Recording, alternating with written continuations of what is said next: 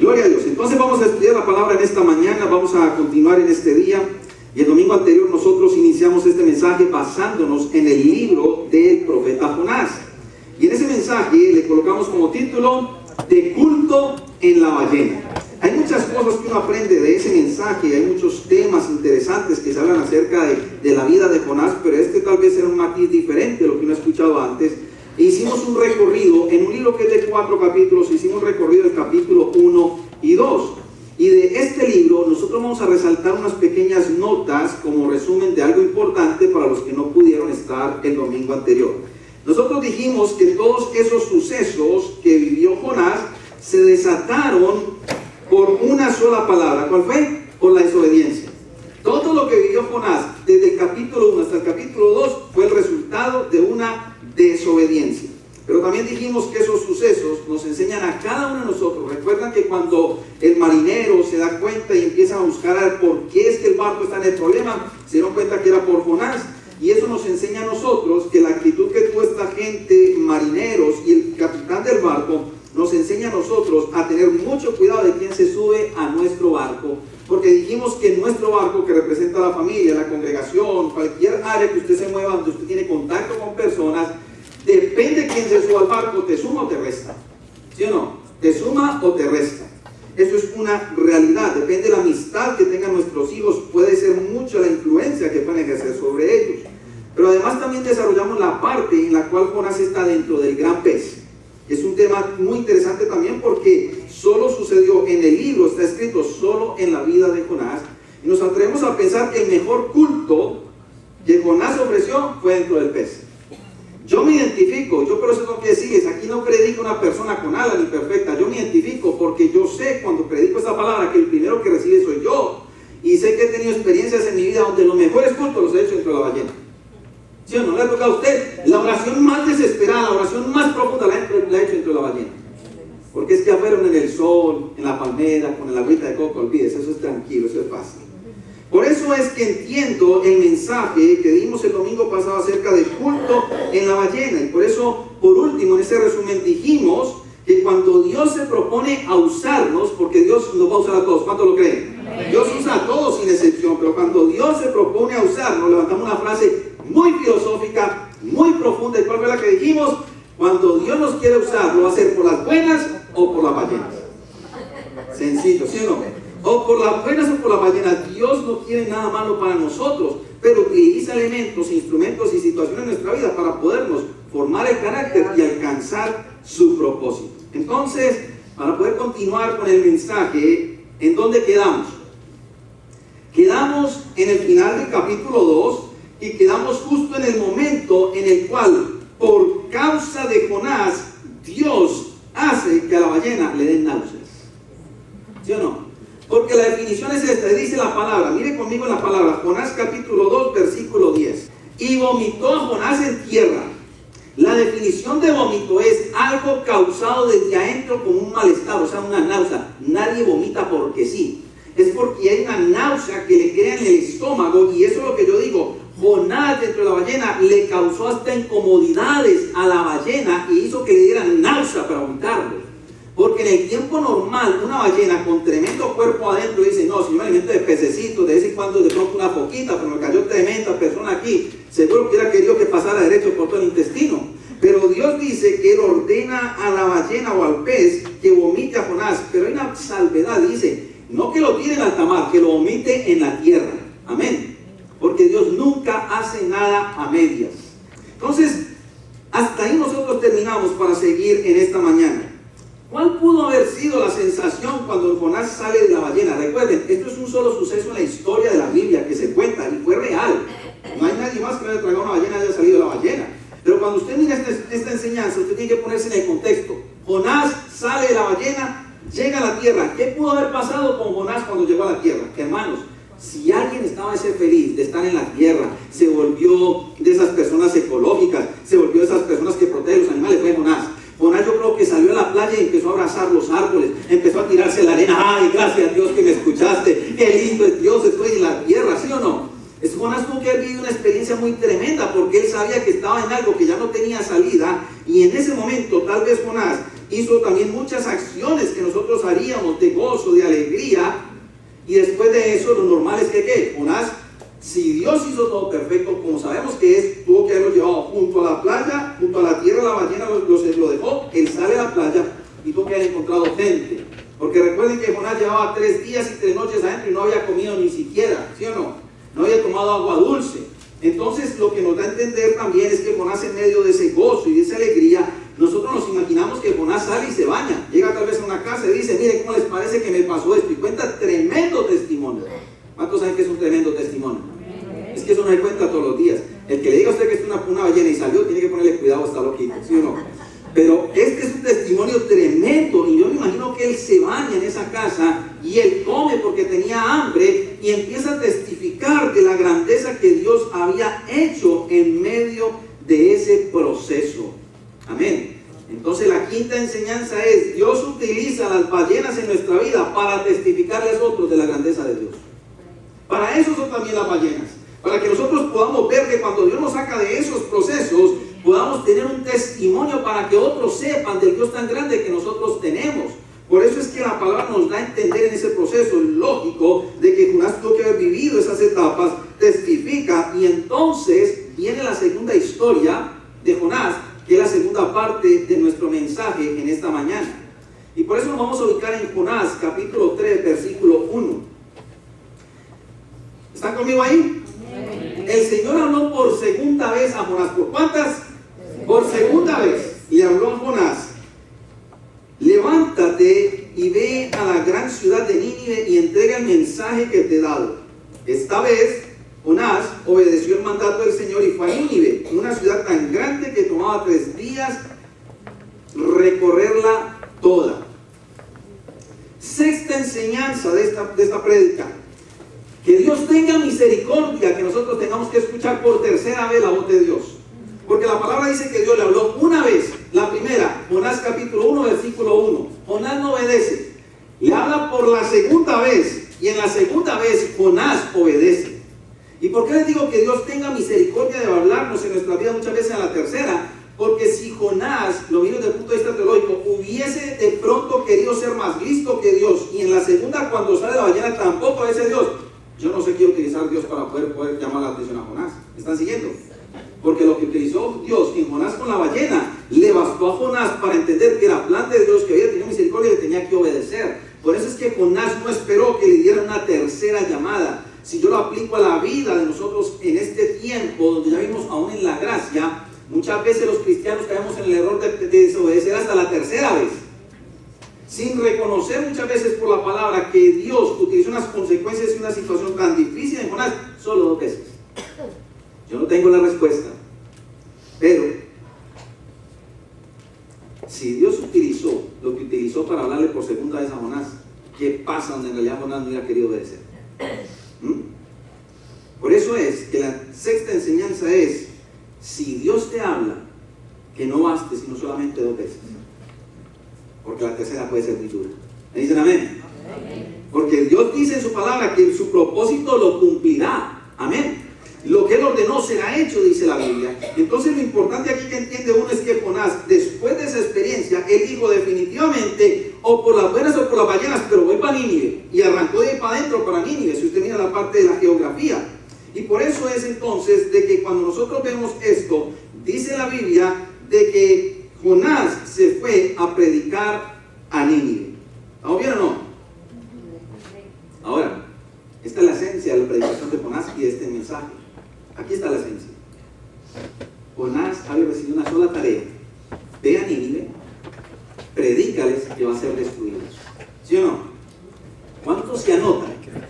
Si hoy viviésemos en el antiguo pacto y que le digan: hermano Sone, Dios te habla, y ve y camina por Coconacrín y dile que en 40 días Coconacrín va a desaparecer, ¿qué le sucedería?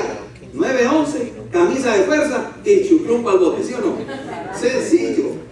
Pero aquí estamos mirando de que en realidad era una tarea difícil, no era una tarea fácil. En el tiempo de hoy, mucha gente diría: uy, eso es locura, pero aún en el día de hoy Dios sigue hablando. Miremos el contexto de lo que sucede ahí. En Nínive, ¿qué es lo que sucede? Hay mucha maldad. Yo me fui a estudiar también los apócrifos, la historia antigua de Nínive, y en Nínive lo que sucedía pero aparece un judío para anunciar el juicio de Dios y que decía, en 40 días Dios va a destruir esta ciudad. ¿Y por qué digo que un judío? Jonás era un judío. Miren el contexto. Entraron a una ciudad que era Nínive. ¿Saben qué es Nínive en el día de hoy? Mosul, en Irak.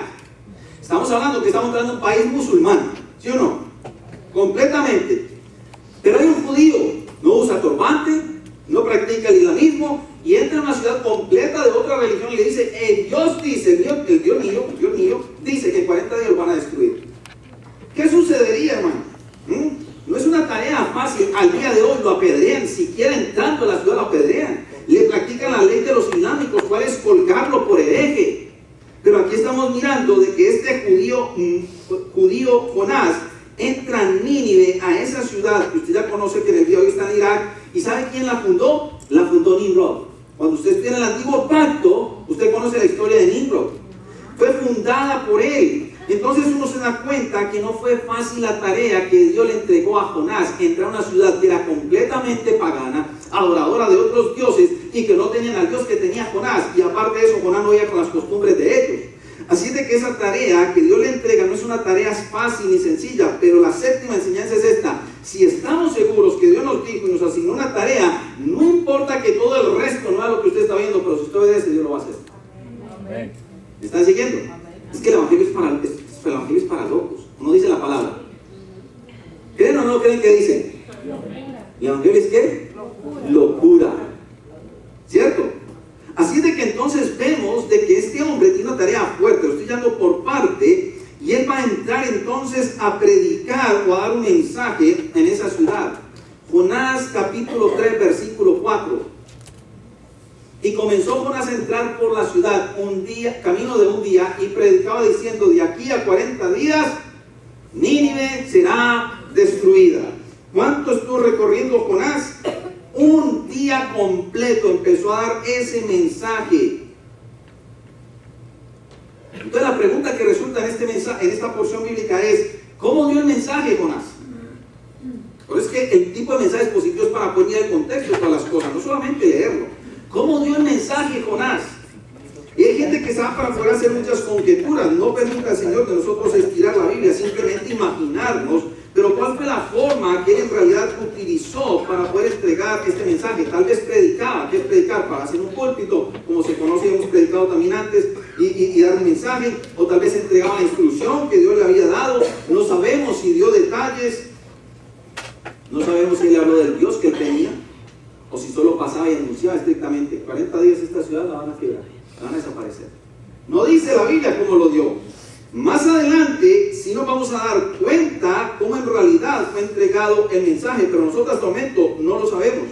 Pero sea cual fuera la forma en que Nínive escuchó el mensaje, ¿sabe qué sucedió? Algo glorioso.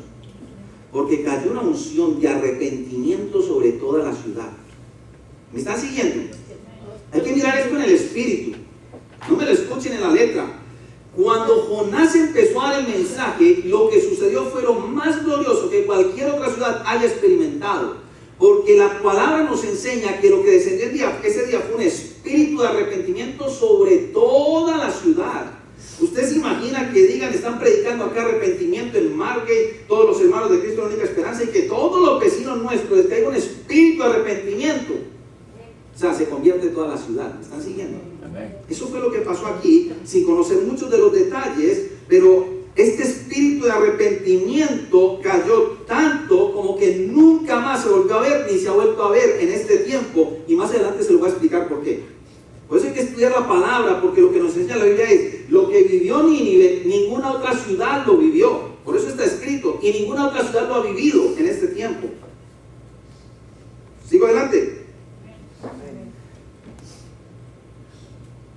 ¿Sabe por qué? Por lo que dice en el versículo 5. 3, versículo 5. Entonces, un entonces en la Biblia quiere decir la respuesta de una acción anterior. Debido a que Jonás predicó el mensaje, entonces toda la gente de Nínive dejó de hacer lo malo y decidió obedecer solo a Dios. Y como querían demostrar, traigo esta versión que es mucho mejor que la Reina Valera, que deseaban cambiar su manera de vivir, se pusieron ropa de tela áspera y ayunaron. ¿Cuál es la tela áspera? Se pusieron costales. ¿Saben costales en su país, sí o no? Se pusieron sacos ásperos y ayunaron. Todos ellos, desde el más rico hasta el más pobre, no comieron en ese día. Cuando el rey de Nínive supo esto, se levantó de su trono. Luego se quitó su ropa fina, se puso ropa áspera y se sentó en el suelo. Todo esto lo hizo en señal de humildad ante Dios. De inmediato el rey envió un anuncio. Mire, este es el anuncio que estamos esperando todos los pastores para todas las ciudades. Y de inmediato el rey envió un anuncio a toda la gente de Nínive. Esta es una orden del rey y de sus ministros: que nadie coma nada santo. Se prohíbe que la gente, las vacas y las ovejas coman o beban. Santo, doblemente santo, ¿sí o no? Versículo 8: todo el mundo está obligado a ponerse ropa ásperas y deberán cubrir los animales con mantas ásperas. Hermano, hasta los animalitos pagan de la ruma. Además, les pedimos a todos ustedes que oren a Dios con todas sus fuerzas, que dejen de hacer lo malo y que ya no se peleen ni maltraten a nadie. Si dejamos de hacer lo malo, tal vez a Dios se le pase el enojo y no nos destruirá. Tremendo versículo, pero me gusta esta versión. Compárela cuando usted esté en su casa con la Reina Valera. Esta es la traducción en lenguaje actual, es más clara. Si esa versión fue traducida como tiene que ser por la palabra de Dios, tal y como tiene que ser, esta versión ayuda a entender mucho la razón por la cual sucedieron las cosas en Nínive y cómo se desenlazaron.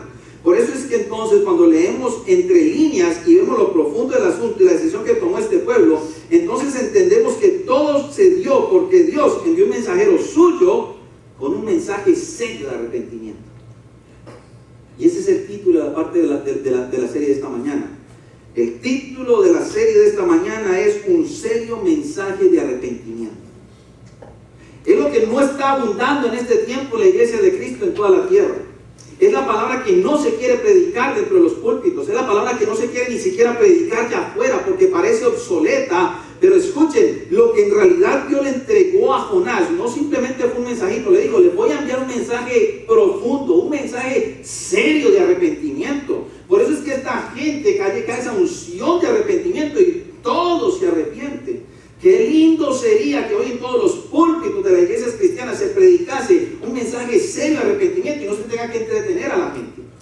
Qué lindo que las iglesias dejaran de predicar de plata y de hablar de alcance de cosas terrenales y hablar de un verdadero arrepentimiento, porque les digo una cosa: la iglesia, lo que necesita, la iglesia de Cristo necesita volver a escuchar un mensaje serio de arrepentimiento. Porque si nosotros estamos viviendo como estamos viviendo, y por eso lo redarguí con amor a la iglesia en general, Cristo la única esperanza, ¿qué hemos de esperar viendo lo que estamos viendo en este tiempo? Si conociendo la verdad no nos estamos comportando con la verdad, ¿cómo será con la gente que está perdida y que no conoce la verdad? Esto está serio. Por eso es que Jonás, cuando uno lo enmarca y uno dice cuál sería en realidad el mensaje no fue que iba a destruir a Nínive. El mensaje era que Jonás había sido encomendado a predicar un mensaje serio. Cuando uno quiere un púlpito santo, cuando uno quiere un púlpito con obediencia, con integridad, tiene que predicar mensajes serios. ¿Sí o no? No es para entretener, ni hacer reír, ni sacar chistes. Este reino es serio. Usted lo encuentra en la Biblia. Muéstreme en cuál en parte de la Biblia dice que Dios hizo una broma. Ay, estaba charlando. Eso no está en la Biblia. Porque los mensajes que Dios da son mensajes serios y tienen que llevar al arrepentimiento de la vida del cristiano, como la vida de la persona inconversa. Al arrepentimiento al cristiano para cambiar tal vez muchas áreas que sin darse cuenta paulatinamente se están desviando, y a los inconversos para que reciban a Jesucristo. Era un mensaje serio lo que está entregando Jonás en ese día, y fue tan serio que ese mensaje fue con la unción del Espíritu Santo que pudo conquistar a toda una ciudad, o en la suma de unas ciudades, porque así dice la geografía, de gente pagana. Es que no estamos hablando que el mensaje se le entregó a gente, por ejemplo, que somos mezclados todos, los católicos, los evangélicos, los protestantes. No es ese, porque todos conocemos que nos han hablado de Cristo. Estoy hablándole que le entregaron el mensaje a una ciudad de una gente que no conocía a Dios que tenía Jonás. Y esa gente se arrepintió. ¿Me están siguiendo? Hermano, por ese mensaje tan serio, sucedió en Nínive lo que nunca había sucedido. Ese día en Nínive se convocó a un ayuno total y nacional. Usted no ha escuchado eso en Estados Unidos. Convocamos a un ayuno total y nacional desde Florida hasta Búfalo, desde Florida hasta California, que nadie coma, que nadie vea. Olvídese, aquí no pasa. Pero aquí ese día, el mismo pueblo, porque si yo leo literalmente y cronológicamente, fue el pueblo el que empezó a tener la actitud de arrepentimiento, no fue el rey. Porque dice la Biblia que cuando el rey supo de esto, ¿de qué? De que había sucedido algo en el pueblo. Había una algarabía en el pueblo, había la gente que estaba corriendo en el pueblo, había gente que se estaba moviendo en el pueblo y decía, no, vamos a ayunar porque ¿cómo puede ser posible? Si usted pone en el contexto de esto, ¿sabe cómo sucedió? No dice la Biblia que Jonás fue directamente al rey, no dice la Biblia que Jonás fue directamente al palacio, dice la Biblia que él empezó a recorrer la ciudad, y cuando usted empieza a recorrer la ciudad, usted empieza a hablar con los vecinos, con la gente que vive al lado de la cuadra que usted está pasando, y Jonás está entregando ese mensaje, y la gente se compungía, me imagino, porque se arrepintieron, y empezaron a correr a decirle, pero ¿cómo va a ser posible esto? Venga, ya vengo a anunciarle a mi mamá, voy a anunciarle a mi primo que empiece a ayunar, voy a anunciar a mi compañero de trabajo que empiece a ayunar, y por eso la voz se regó en todo lugar, para que ellos ayunasen, y se vistiesen de silicio. Si hubiera sido por WhatsApp, fácil, Jonás se sienta a la entrada del pueblo, lista de WhatsApp y empiezo a regar WhatsApp, ¿sí o no? O entra al Facebook del pueblo, ninive.com, y manda el mensaje. Allá no había ni megáfonos, allá no habían carros de sonido, allá no había internet, allá no había nada.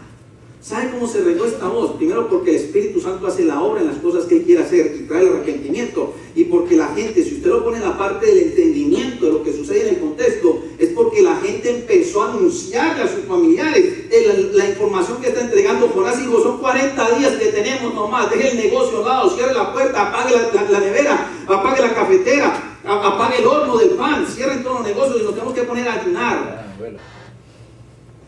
¿Me están siguiendo? Por eso es que el mensaje es serio. No volvió a suceder en la historia, pero han sucedido en ciertas partes, en ciertos focos, de hombres piadosos, años muy atrás, que tocaban un pueblo y que el arrepentimiento y descendía el Espíritu Santo y el pueblo se convertía. Pueblos pequeños, estoy hablando de aldeas de los años 1800, 1700.